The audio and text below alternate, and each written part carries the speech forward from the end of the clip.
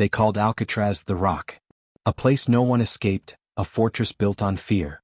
But when it shut down in 1963, America didn't abandon that idea. It perfected it. What started as an island surrounded by water became something far darker. Cells so silent that men forgot their own voices. Before we dive into how America built the perfect machine for isolation, hit that like button, and subscribe for more real stories from behind the walls most people will never see. When Alcatraz closed its iron doors for the last time, many thought an era had ended. For 30 years, the prison had stood as the most feared institution in America, a place where the government sent men it couldn't control anywhere else. Inside those damp concrete walls were legends: Al Capone, Machine Gun Kelly, Robert Stroud, the Birdman of Alcatraz. It was supposed to be escape-proof, discipline-proof, chaos-proof.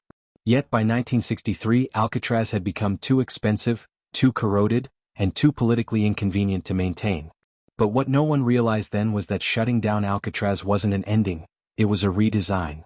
The Federal Bureau of Prisons didn't erase the blueprint of control, it simply moved it inland. The philosophy, absolute isolation, total obedience, psychological dominance, would be reborn, refined, and embedded deep into the next generation of maximum security facilities. If Alcatraz was the prototype, Marion would be the upgrade. In the quiet plains of southern Illinois, construction crews broke ground on what would become the United States Penitentiary, Marion. To the public, it was just another high-security federal prison. To those inside the system, it was the government's new laboratory, a place to test how far confinement could go without calling it torture.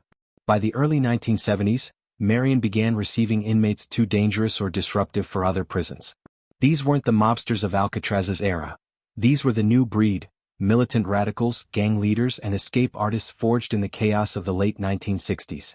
The walls were higher, the windows smaller, and the corridors narrower. Every sound echoed like a reminder, you are never leaving here. Staff who transferred from other institutions noticed something different. Marion wasn't designed for rehabilitation, it was engineered for control. Even in the rec yard, inmates were separated by thick steel fencing that split the open air into cages. Guards communicated through intercoms and sliding doors. The human touch that once existed, however minimal, was being erased from the equation. The Bureau of Prisons called it progress. But progress came at a cost no one fully understood. Yet, inside those concrete boxes, tension brewed like a storm trapped with no sky to escape through. The men locked inside began creating their own order. Gangs became governments. Signals and whispers replaced freedom of speech. By the 1980s, Marion had become the most dangerous and volatile federal prison in America, and something was about to snap. It happened on October 22, 1983. Two correctional officers, Merle Klutz and Robert Hoffman, were murdered by inmates in separate but coordinated attacks. The killers belonged to the Aryan Brotherhood, one of the most violent prison gangs in the country. Both officers were stabbed multiple times with homemade shanks. The attacks took less than 10 minutes, but their impact reshaped American corrections forever. The very next day, Marion went into a state of permanent lockdown. Not for a few days. Not for weeks. Forever. Cells that once opened daily for work or recreation now remained sealed 23 hours a day. Showers were scheduled. Meals were passed through narrow slots known as chuck holes. Human interaction was replaced with loudspeakers and heavy steel. What began as an emergency measure became a way of life. Prison officials called it control unit management. To them it was a success. Violence dropped, order was restored, and politicians praised the new model. But human rights observers saw something else: the birth of the modern Supermax. By locking down Marion, the Bureau of Prisons had created a template that would soon spread across the country. Dozens of states began building their own versions. Facilities designed not for rehabilitation or even punishment but for containment. These were prisons inside prisons. Places where silence was both the weapon and the wound. In 1989, the federal government took the next step. It began planning a new facility, one that would take Marion's blueprint and turn it into something even more absolute. No contact. No windows that opened. No sound that escaped. It would be the ultimate successor to Alcatraz, not an island surrounded by water, but by walls that felt like an ocean. They would call it the Administrative Maximum Facility, ADX Florence, the Alcatraz of the Rockies. And when it opened in 1994, the evolution was complete. Marion was never meant to stay silent forever.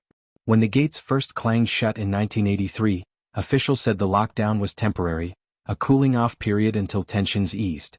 But weeks turned into months. Months turned into years. And soon, an entire generation of inmates would live and die inside cells that never truly opened. The Bureau of Prisons watched the numbers. Violent incidents plummeted. Escapes stopped completely. On paper, the lockdown was a success. In reality, it was a slow-motion experiment in human endurance. Inside those concrete boxes, time lost all meaning. Each cell measured just over 6 feet wide and 9 feet long, a space smaller than a walk-in closet. Inmates ate, slept, and used the toilet within arm's reach. The only light came from a fluorescent bulb that buzzed endlessly, day and night. There was no horizon, no sunrise, no sound of wind. Just the hum of electricity and the metallic slam of doors that never fully closed. They sealed. Psychologists later called it the Marion effect, when total control over a human body leads to the slow unraveling of the human mind. Prisoners began pacing in endless circles, muttering to themselves. Some stopped speaking altogether, fearing microphones hidden in the vents. Letters were censored. Visits were rare. And when voices did break the silence, they often carried madness with them. One inmate described the isolation as a coffin you walk around in. Another wrote, "Here even your thoughts feel like contraband." Yet to the Bureau of Prisons, Marion proved something they'd been seeking since Alcatraz, that complete lockdown worked. Across America, state prison systems took notice. California, Arizona, Texas. Each began designing its own control units, copying Marion's model of solitary dominance. The language changed too. They no longer called it solitary confinement, they called it administrative segregation or special housing. The words softened the reality, but the walls did not. By the late 1980s, correctional architecture was shifting. Blueprints featured thicker doors, smaller recreation cages, and advanced electronic locks. Technology became the new warden. Cameras replaced eyes. Intercoms replaced voices. Human contact was engineered out of the system entirely. Marion's warden at the time, Ralph Aaron, defended the design. He argued that dangerous men required dangerous places to contain them. "We're not punishing," he said, "we're controlling." But those words revealed the new philosophy of American incarceration, one no longer centered on justice but on risk management. Every prisoner became a potential threat. Every cell a containment pod. Civil rights attorneys and journalists started asking questions. If the United States claimed to champion freedom and democracy, how could it justify creating environments that resembled sensory laboratories? Lawsuits began to mount, alleging that prolonged isolation violated the Eighth Amendment's ban on cruel and unusual punishment. Still, the Bureau of Prisons pressed forward. They believed they had finally found the formula for total order. And they were about to prove it on a scale the world had never seen. In 1989, a small group of federal officials gathered at a remote site in Fremont County, Colorado, an empty stretch of desert framed by the snow-capped Rockies. The land was isolated, silent, and easy to defend. It was the perfect spot for what they called Project ADX. Blueprints laid across tables showed cell clusters shaped like honeycombs, each hexagon connected by electronically controlled doors. Every cell would be self-contained, toilet, sink, desk, and bed molded from solid concrete. No metal fixtures to break. No corners to hide contraband. No glass to shatter. The concept was simple: eliminate every variable. If a prisoner could not touch, see, or communicate, he could not harm anyone. This was Marion's legacy taken to its logical extreme. Officials claimed ADX would house the worst of the worst, inmates who had murdered guards, masterminded escapes, or led criminal networks from behind bars. But critics warned that once such a facility existed, it would not stay limited to the truly violent. Powerful tools rarely do. By 1991, construction was underway. The cost, nearly $60 million, a massive sum at the time. Workers poured more than 20,000 cubic yards of concrete into the earth. The walls were layered with reinforced steel mesh, designed to stop even the most determined escape attempt. Every hallway was curved, preventing any inmate from seeing more than a few feet ahead. Light came only from narrow skylights, slits that offered brightness but no view of the sky. To outsiders it looked like progress, a safer, more efficient, more modern solution. To insiders it felt like building a tomb. By the time ADX Florence opened in 1994, America had fully transformed its approach to imprisonment. The days of Alcatraz's open mess halls and communal work lines were gone. Now one man sat alone in silence, watched by cameras, controlled by switches. The Rock had evolved, from water to desert, from cells to cubes, from punishment to pure containment. And within those walls, a new kind of inmate was waiting to be studied. Men whose minds were beginning to break in ways no one could predict. From the air, ADX Florence looks almost peaceful, a series of geometric courtyards nestled in the Colorado desert, framed by mountains and sun. But from the inside it's a different world, a world designed to erase freedom down to its smallest measurable unit.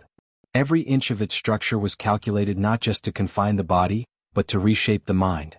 The architects who built ADX didn't think like builders. They thought like behavioral engineers. Their question wasn't how do we keep inmates in? It was how do we keep them silent?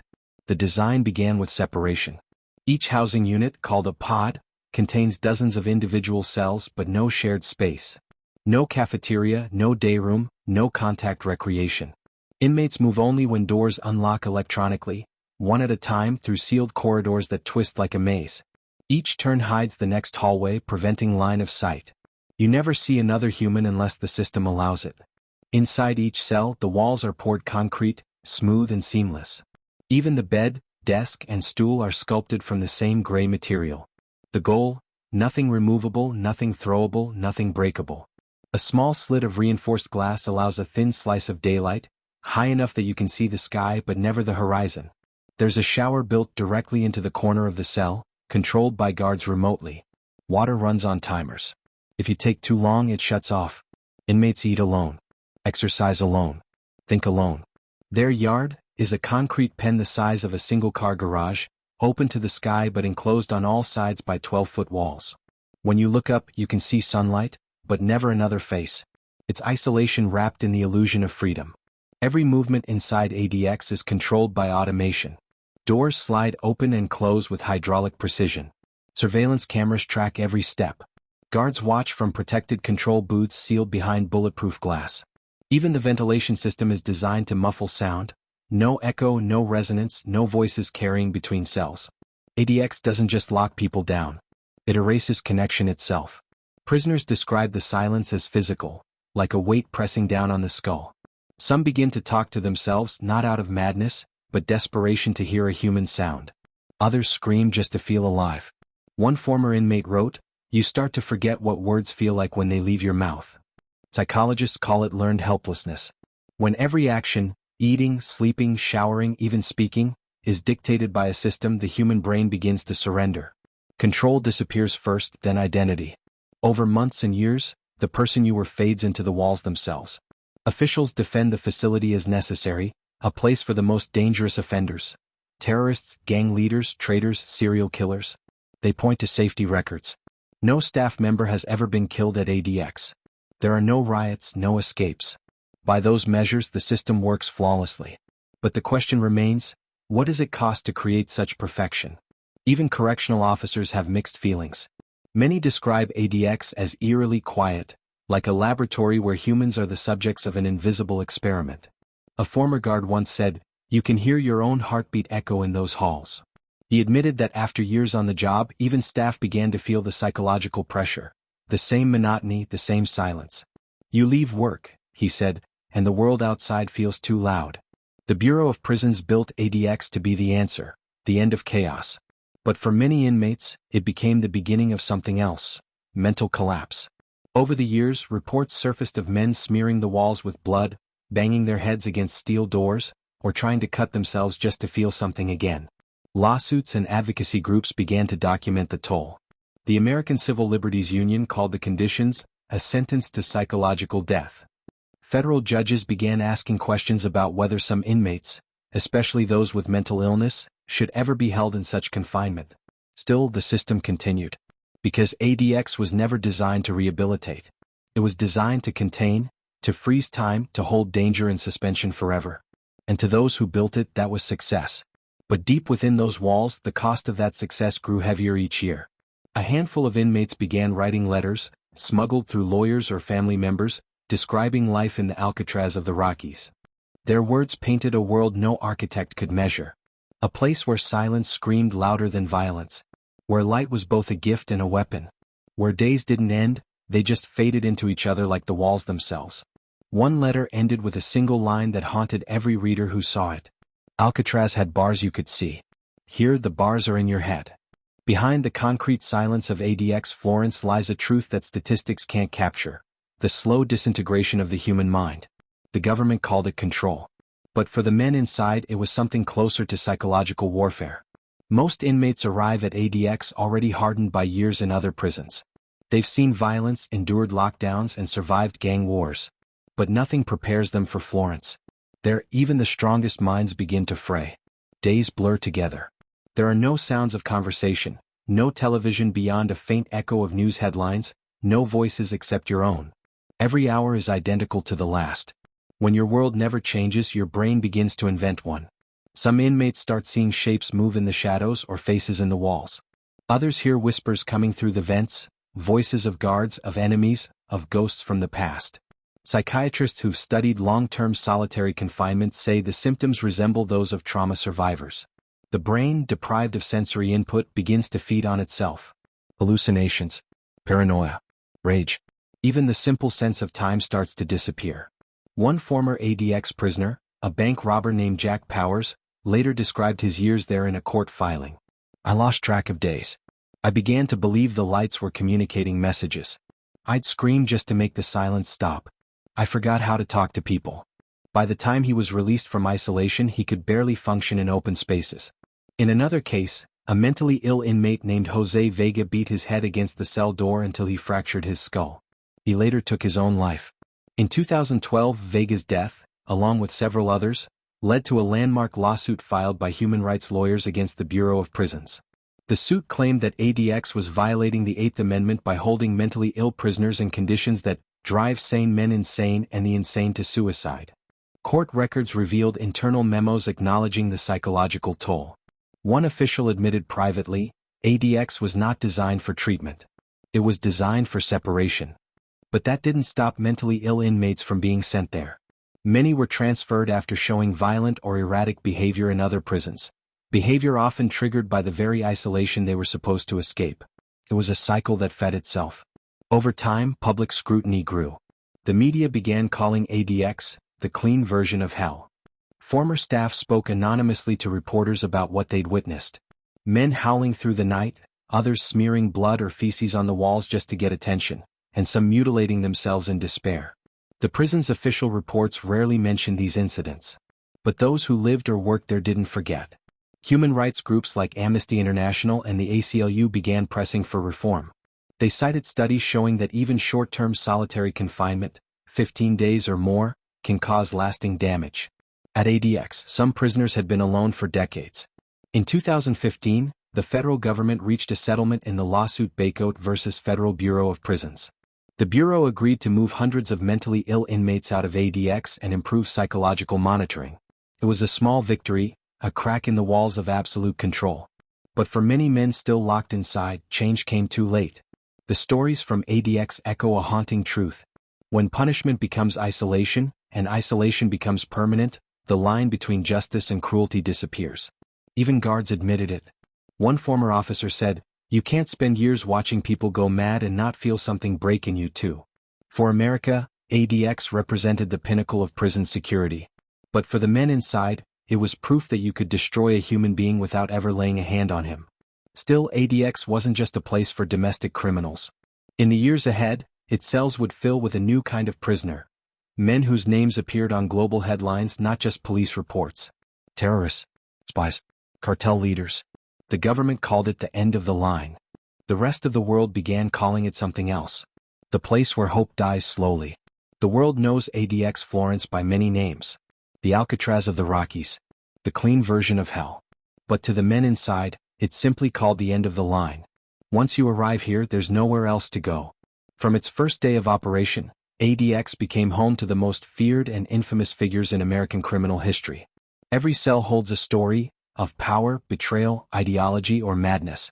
Together, they form a gallery of those the government decided could never again walk among the living. Among the first to arrive was Thomas Silverstein, a name whispered through every federal penitentiary in America.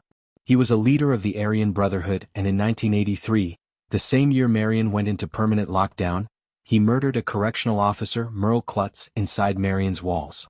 That act triggered the lockdown that would inspire ADX's creation. By the time Silverstein reached Florence, he had already spent decades in solitary confinement, a ghost within the system that had evolved because of him.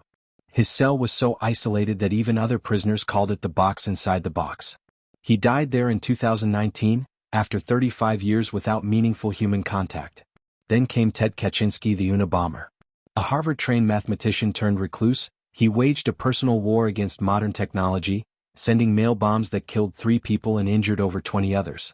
When agents finally captured him in 1996, the government needed a place where no one could reach him and no message could escape. ADX was perfect. Kaczynski spent his years there in near silence, reading philosophy and writing letters to those curious about his ideology. Even inside America's most secure prison, his mind remained his last weapon. In June 2023 he was found dead in his cell, another casualty of the system that once studied him like a specimen. But ADX wasn't just for lone wolves. It became the stage for an entire generation of men tied to terrorism, espionage and cartel warfare. In one unit, Ramzi Youssef, the architect of the 1993 World Trade Center bombing, spends his days in perpetual isolation. In another, Zacarias Moussaoui, known as the 20th hijacker of the 9/11 attacks, serves a life sentence. For these inmates, communication is so restricted that even their mail is filtered, scanned, and sometimes withheld. Their cells are lined with sensors and microphones, every sound recorded, every movement logged. In the adjoining wing sits Richard Reed, the so-called shoe bomber, who tried to bring down an American Airlines flight in 2001. Like the others, he's allowed out of his cell for just 1 hour per day, alone in a concrete cage open only to the sky. His daily walk is watched from above by cameras and guards armed with rifles. His footsteps echo across the walls, but no one answers. The prison also holds cartel lords whose empires once spanned continents. Among them is Joaquin El Chapo Guzmán, the Mexican drug kingpin who escaped twice from maximum security prisons in Mexico. When he was extradited to the United States in 2017, officials knew there was only one place capable of holding him. At ADX, even El Chapo's legendary tunnels can't save him. He lives behind multiple sealed barriers, under constant surveillance, with zero contact with other inmates. His food is delivered through mechanical slots, his conversations monitored in real time. The man who once commanded an army now speaks to no one. Every inmate here represents a category: terrorists, spies, assassins, escape artists, gang leaders. But to the system they're all the same, high-risk assets requiring total containment. Each cell becomes a separate universe, isolated by layers of security so dense that not even sound can pass through. For the staff, working here means interacting with people whose names fill history books and FBI files. But to them these are not legends, they are shadows. A correctional officer at ADX once said, "You don't think about who they were. You think about who they are now," another voice on the intercom, another pair of eyes watching you through glass. Despite the fearsome reputation of its inmates, ADX remains astonishingly quiet. There are no riots, no gang warfare, no shouts echoing through the corridors. Only the steady rhythm of automated doors and the distant hum of air vents. It's a silence built by design, one that suffocates rebellion before it can breathe. But that silence hides something deeper. Behind each locked door is a psychological battle, a war fought not with fists or weapons but with time. Time that crawls. Time that loops. Time that stretches so thin it starts to break. Even for the most infamous criminals in the world, the punishment isn't death. It's existence without connection. And in ADX Florence, that may be the harshest sentence of all. Every day inside ADX Florence begins and ends the same way, with the sound of nothing. No alarm, no footsteps in the hall, no voices shouting roll call. Just the faint mechanical hiss of air moving through vents and the soft hum of fluorescent light. For most inmates, that silence is the loudest sound they'll ever know. At 5:30 a.m., the lights flicker brighter. That's how you know it's morning. There's no sunrise to see. The slit window in each cell faces upward, showing only sky. Breakfast arrives through a steel slot known as the chuck hole. A tray slides in. Oatmeal, powdered milk, a piece of fruit. The door never opens. You never see the person who delivers it. After breakfast, an officer in a control booth runs a visual check through a narrow observation window. He doesn't speak. He just looks to confirm you're alive. At ADX, that's all the system requires: proof of existence. For the next several hours, time stands still. Some inmates pace the small concrete floor in tight circles. Others write letters that may never leave the building. Many just stare at the wall, tracing invisible patterns into the gray texture. There's a mounted TV that plays limited channels, mostly educational programs, old movies, and religious content. But even that is delayed. Live broadcasts are not allowed. Every piece of information entering the cell is filtered, sanitized, approved. At 10 a.m. the next tray slides in, lunch. Chicken patty, beans, bread, milk. It's the same most days, and the smell of reheated food fills the cell until it becomes part of the air itself. Communication between inmates is forbidden, but they still find ways. Some tap Morse code through the pipes. Others shout a single word down the ventilation shafts, a name, a curse, a joke, and wait to hear if anyone answers back. Most of the time no one does. By 1 p.m., guards begin rotating through recreation rounds. Each inmate is allowed 1 hour per day in what the Bureau calls outdoor exercise. In reality, it's a small concrete enclosure with a mesh roof open to the sun. A single pull-up bar stands against the wall. From there you can see a fragment of the mountains blurred by the grid of wire above. That view, a triangle of sky and cloud, becomes the most precious thing in the world. At 2 p.m. the door closes again and the silence returns.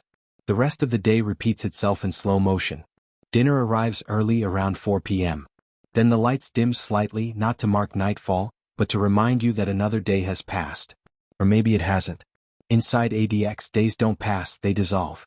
Guards conduct random searches, though search means opening the slot, scanning with a flashlight, and asking the same question. You good? The answer doesn't matter much. It's the ritual that counts. For inmates, survival becomes a private strategy. Some set routines: reading, writing, push-ups, meditation. Others lose themselves in imaginary worlds, counting cracks in the wall like stars.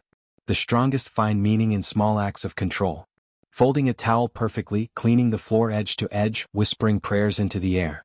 Even when no one listens, the act of speaking reminds them they still exist. Night falls without ceremony. The lights never fully go out. They dim to a pale blue, giving the illusion of peace. But sleep is difficult. The silence plays tricks on the mind. You hear sounds that aren't there: footsteps, breathing, whispers. Some inmates stay awake on purpose, afraid of what their dreams might show them. Others talk softly to themselves until exhaustion wins. In that darkness, ADX becomes what it truly is, not a building but a mirror. It reflects back whatever is left of the man inside it. For some, that's anger. For others, guilt. For many, nothing at all. And when dawn comes again, the light doesn't rise, it simply returns. The same as yesterday. The same as tomorrow. At ADX Florence, time isn't measured in days or years. It's measured in thoughts that never find an ear to hear them. And that, more than concrete or steel, is what keeps the walls standing. From the island fortress of Alcatraz to the electronic tombs of ADX Florence, America's prisons have evolved, not toward freedom but toward silence. Each generation of design brought tighter control, fewer voices, and less humanity. What began as punishment became preservation, not of people but of order. Alcatraz was water-bound. Marion was fear-bound. ADX is mind-bound. And that progression tells a story not just about criminals, but about a nation's relationship with control. Prison historians often say ADX is the final form of Alcatraz, the ultimate manifestation of a system that values safety over rehabilitation, silence over redemption. It's not a failure of architecture. It's the perfection of it. Every wall, every slit window, every soundproof cell was built to answer one question. How do you stop chaos? But the real question may be the one no one dares to ask. At what cost? Because inside ADX Florence, the price of order is the disappearance of the soul. And once a system learns how to silence the human spirit, it never stops listening to that silence again. If you found this story eye-opening, hit that like button and subscribe for more real stories from behind America's most hidden walls. Where justice ends and silence begins.